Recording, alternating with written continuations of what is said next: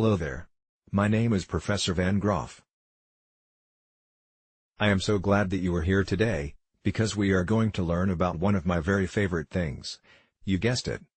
The Van de Graaff generator. We are going to talk about where the Van de Graaff comes from, how it works, and why it is useful. Be warned though. This information could be a bit shocking.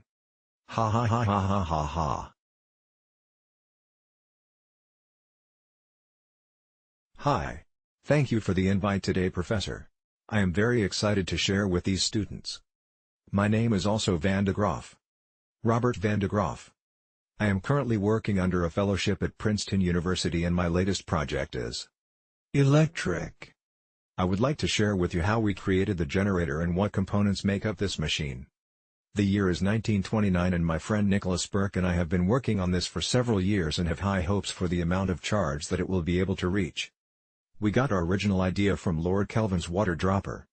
Essentially the machine will work to collect charge and then we will allow it to disperse on a shell which when it reaches a high enough voltage will then discharge. It can be pretty touchy though. Here is a simple example of how the generator will work. Have you ever taken a balloon and rubbed it against your ferret? No? Well, this is what you could expect to happen if you were to perform such an experiment. The motion of rubbing the balloon on the ferret will not only upset the animal, but it will transfer charge from one type of material to the other. Here you can see in this diagram how the cloth, or the fur, is negatively charged or has more electrons and the rod or the balloon in our case is more positively charged. This is important because as the charge accumulates it creates an electric field which in turn affects the voltage. The Van de Graaff is a fascinating little machine with few but important parts. It consists of a lower roller which is rotated by a small motor, a belt, and an upper roller. Each roller is near a comb whose teeth play a role in collecting and transferring charge accumulating around the rollers. It works as a motor rotates the lower roller. As the roller rotates it spins the belt, which in turn rotates the upper roller. This rotation is important because as the roller rotates against the belt the friction actually causes a transfer of charge. The roller tracks negative charges and leaves positive charge on the belt. This positive charge is then pulled up toward the upper roller where a similar phenomenon occurs. The positive charge on the belt being deposited onto the top roller attracts the negative charge from the teeth of the comb attached to the shell. This causes a net positive charge to develop on the outer shell and will continue charging until the Van de Graaff comes in contact with a grounded object and is discharged.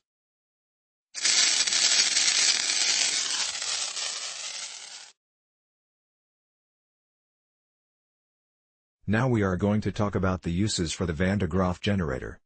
One of the most common uses is for basic demonstrations of electric charge. A person places their hand on the generator before it is turned on and then allows the charge to flow through them. This causes their hair to become charged and repel each other, which looks a little like this.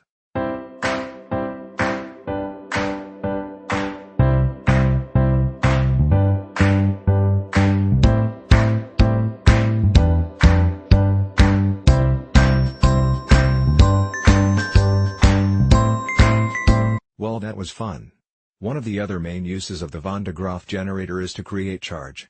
This charge, known as a potential difference, has been known to reach voltages of 400,000. Robert Van de Graaff even got it up to 20 million volts. You would not want to touch that one.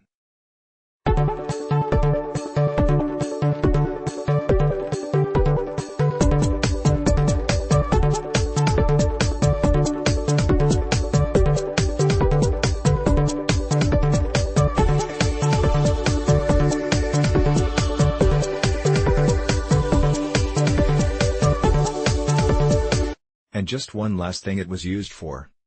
It was originally invented as a particle accelerator for nuclear physics. Although not used for that anymore, it was a pioneer in the field and one of the first nuclear accelerators created. Boss, what a great time this has been. We hope to see you next week on Science Discoveries with Dr. Van. Have a great week, and remember, it's electric. Boogie woogie woogie.